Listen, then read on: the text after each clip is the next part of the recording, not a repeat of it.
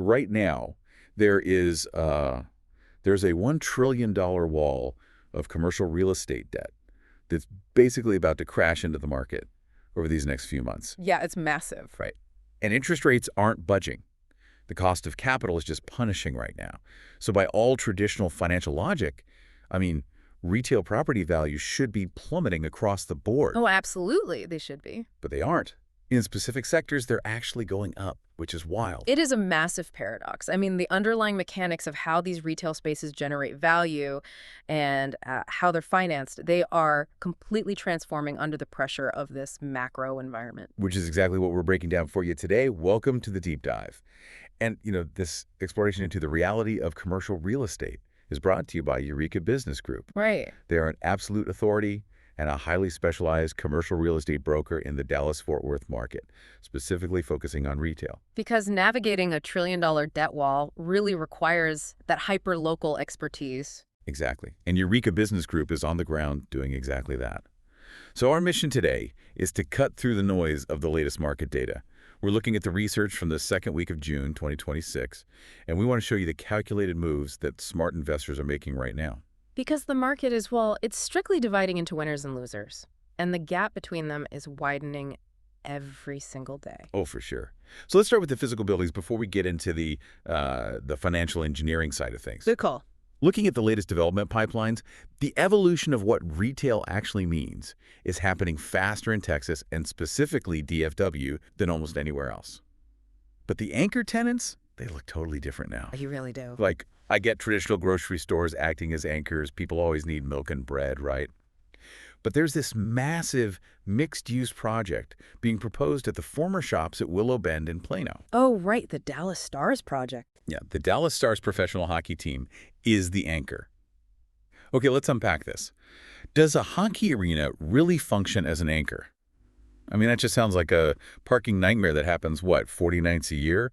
How does that help the sandwich shop next door? Well, what's fascinating here is that it completely re-rates the surrounding real estate, because the whole definition of an anchor has fundamentally changed. Okay, how so? So historically, a mall was anchored by a massive department store, right? And the mechanism there was that a consumer would visit maybe twice a year for a major wardrobe update, and hopefully they wander past the smaller stores. Right, the classic mall model. Exactly. But today, the mechanism for value creation is high-frequency, predictable human dwell time. Dwell time, got it. Yeah. So when you drop a professional sports and entertainment facility into a mixed-use hub, you are injecting 15,000 people into that exact footprint on a highly predictable schedule. Oh, wow. Yeah, that makes sense. Right. They arrive early to eat, they stay late for drinks. It basically creates this captive ecosystem that allows the surrounding retail owners to command premium rents. So it's really about engineering guaranteed foot traffic. Exactly. But that strategy requires massive acreage. What happens to the highly dense urban retail centers where you can't just, drop a sports arena? Well, that is where the trend toward micro formats is really taking over. Retailers realize they can't always force you to drive 45 minutes out to the massive suburban power centers.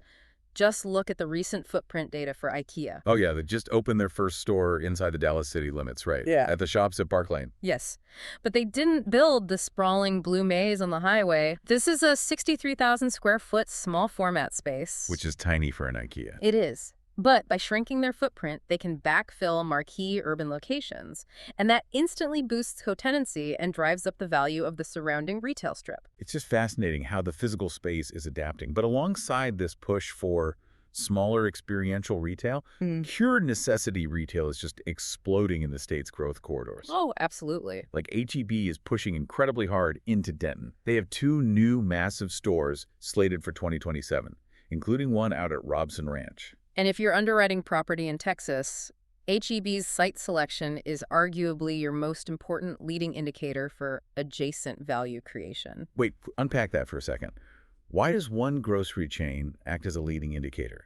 I mean, don't they just cannibalize the local grocery market? No, because the gravity they create. The mechanism is tenant synergy. Okay. When a dominant, best-in-class grocery operator commits tens of millions of dollars to a new submarket, they've already spent years doing the demographic research. They know the population growth is locked in. Right, they've done the homework for you. Exactly.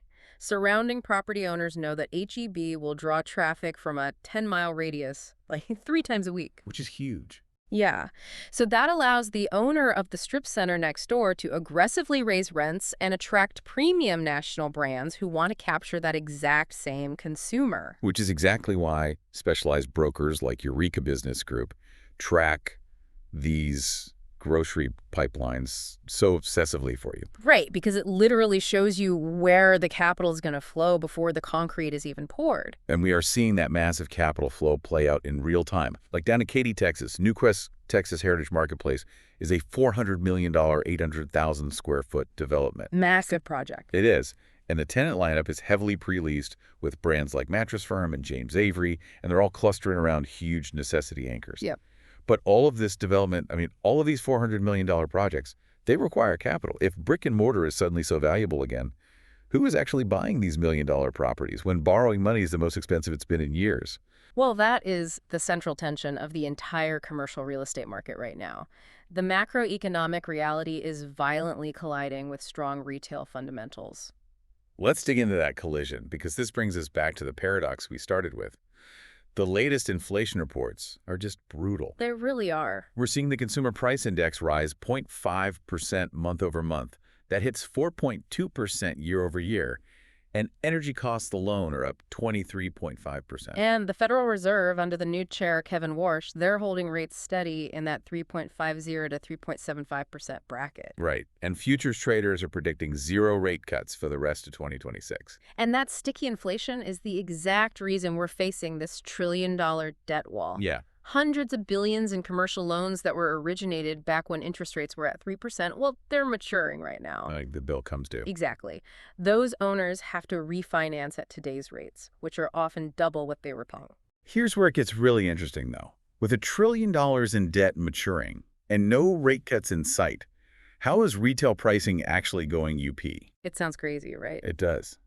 Shouldn't high borrowing costs crush property values? Well, if we connect this to the bigger picture, it's because of the mechanism of inflation itself. Okay. Persistent inflation is devastating to a fixed income bond, but it actually favors necessity retail real estate. How so? Think about the underlying asset.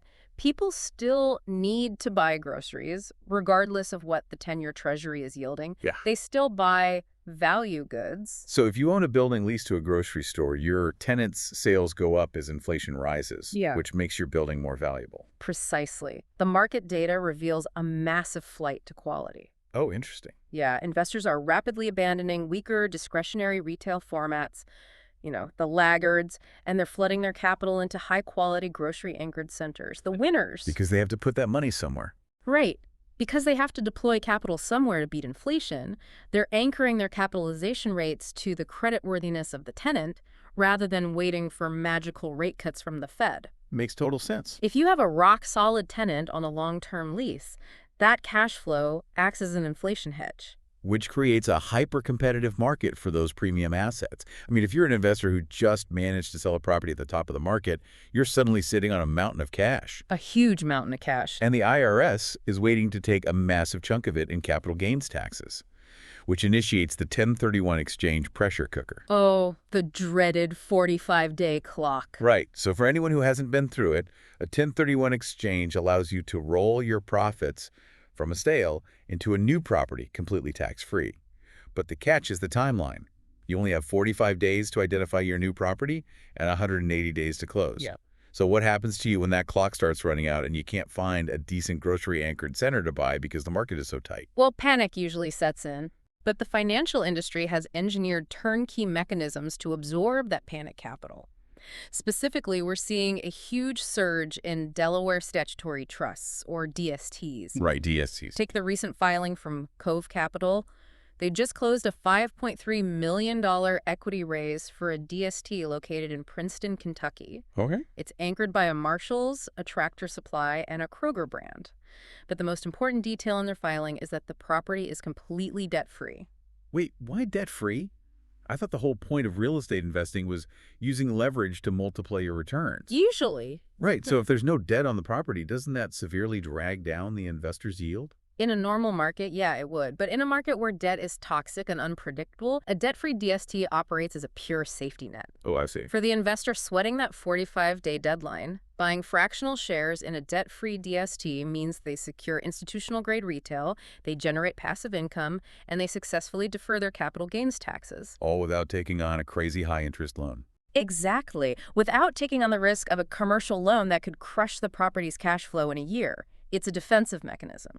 That makes a lot of sense. Yeah. So what does this all mean for you if you're an investor sweating a 35-day deadline? I mean, it's a lifeboat. But what if you blow the deadline entirely? It happens. Say you couldn't find a direct property, you didn't like the DST options, and midnight strikes. Hmm. Is there a backup plan, or do you just write a massive check to the IRS? Well, there is a backup mechanism that tax professionals call the poor man's 1031. The poor man's 1031. Okay, if you fail the exchange and trigger the capital gains tax from your sale, you can immediately purchase a different commercial property in that same tax year and execute a cost segregation study on it. Okay, I hear that term thrown around a lot by real estate influencers. Oh, constantly. How does a cost segregation study actually work mechanically to wipe out a tax bill? It is all about accelerating depreciation. Normally, the IRS makes you depreciate the value of a commercial building evenly over 39 years.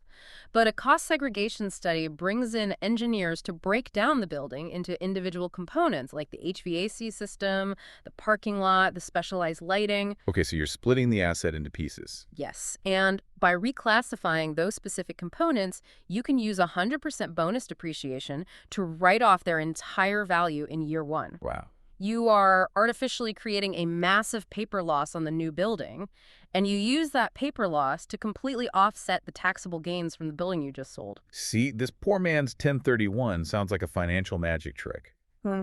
But there's always a catch, right? The IRS doesn't just let you erase taxes forever. No, they certainly do not. The catch is a brutal mechanism called depreciation recapture. It is. You didn't rebase the tax, you just kicked the can down the road. Yep. When you eventually sell that second property, the IRS looks at all that accelerated depreciation you took on the HVAC in the parking lot, and they demand those taxes back, often taxing it at a higher ordinary income rate. Oh, it's just... Plus, you have to navigate complex passive activity loss rules. It requires an incredibly sharp CPA. I mean, it is a brilliant fallback to save a blown 1031, but it is definitely not a free lunch. Which leads to the ultimate question for an investor who has been playing this 1031 game for decades. Right. Keep swapping properties, deferring taxes, kicking the can, but eventually you want to retire. You want out of the day-to-day management. Exactly. How do you exit the cycle without triggering a lifetime of accumulated tax bombs? The structural endgame for these investors is the 721 UPREIT strategy. 721 UPREIT. Section 721 of the IRS code outlines a mechanism where you don't actually sell your property at all. Oh, yeah. Instead, you contribute your physical building or your shares in a DST into the operating partnership of a massive real estate investment trust. In exchange, the REIT gives you operating units that function much like stock shares. So because you traded the physical bricks for operating units rather than cashing out, it's considered a continuation of the investment, not a sale. Exactly. It does not trigger a taxable event. That's brilliant. But suddenly, instead of owning one specific strip center in Texas, you own liquid shares representing a massive, diversified portfolio of properties across the country. You get passive dividends, and if you need cash, you can sell off small portions of your shares over time, only paying taxes on what you liquidate. That is a phenomenal exit ramp. But I want to pivot here for a second, because all of these brilliant tax strategies, the DSTs, the bonus depreciation, the UPREITs, they mean absolutely nothing if the tenant occupying your physical building stops paying rent. Oh, 100%. We have to talk about how you underwrite the actual leases today, because the recent bankruptcy filings show some terrifying traps out there. Well, the physical concrete is ultimately only as valuable as the paper lease attached to it. Right. And more importantly, the financial health of the corporate entity signing that paper. And this is where a recognized brand name can be incredibly deceiving. We usually think a national brand is a safe bet. But look at the filing from West Marine. Yeah, that was a big one. They're a massive specialty retailer, and they just filed for Chapter 11 bankruptcy, immediately closing 59 stores across 23 states.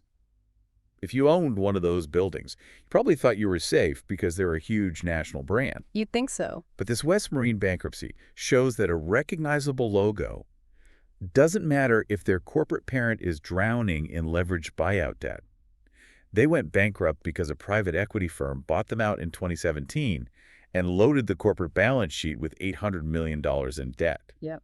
How should you look at a lease differently after seeing this?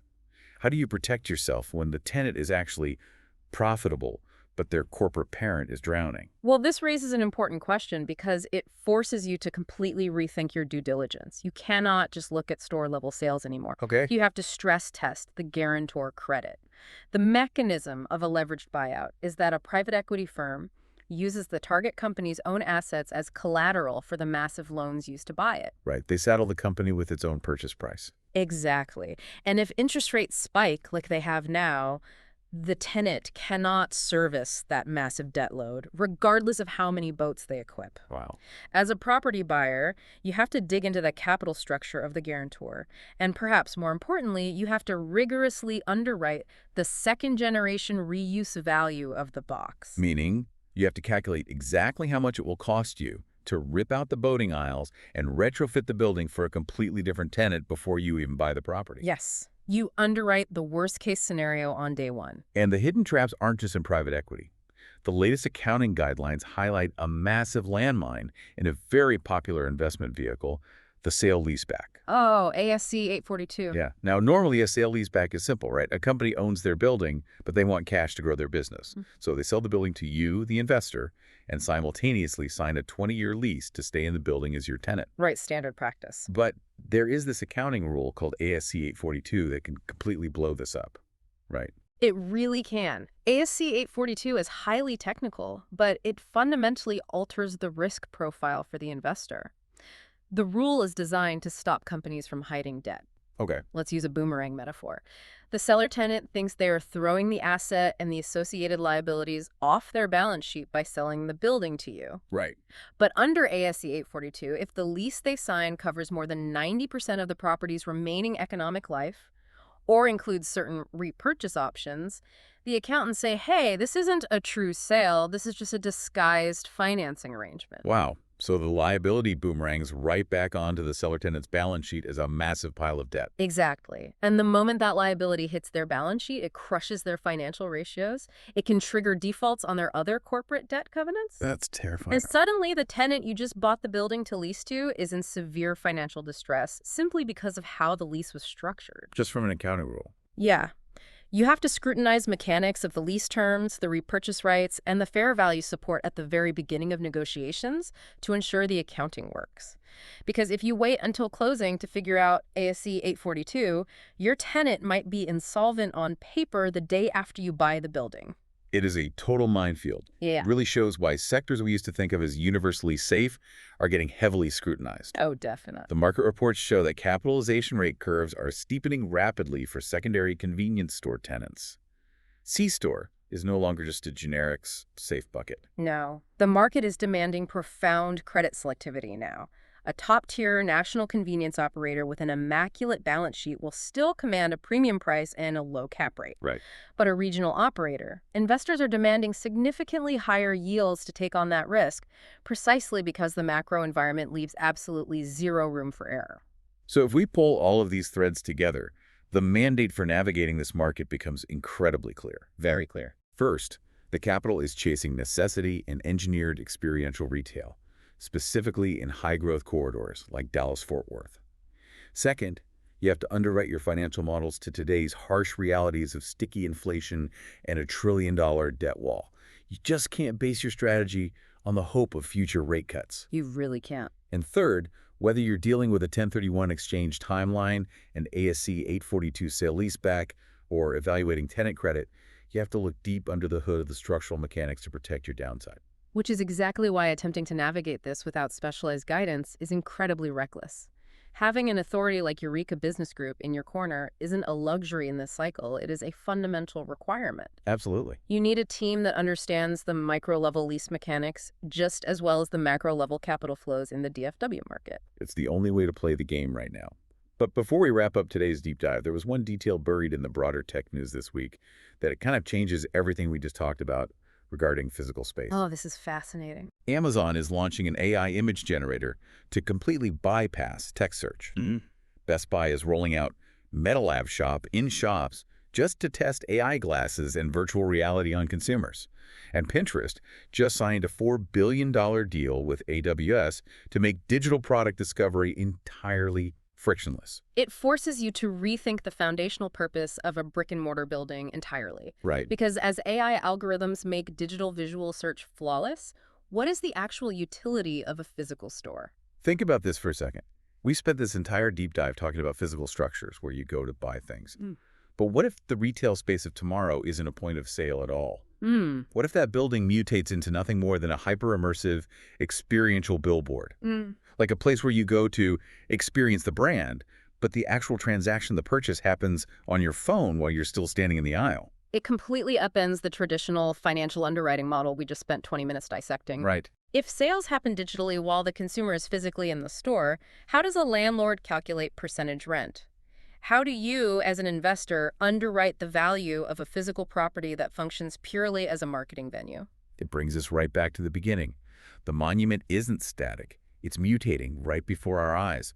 Figuring out how to value that next mutation is the ultimate challenge. Keep your eyes on the data. We'll see you next time.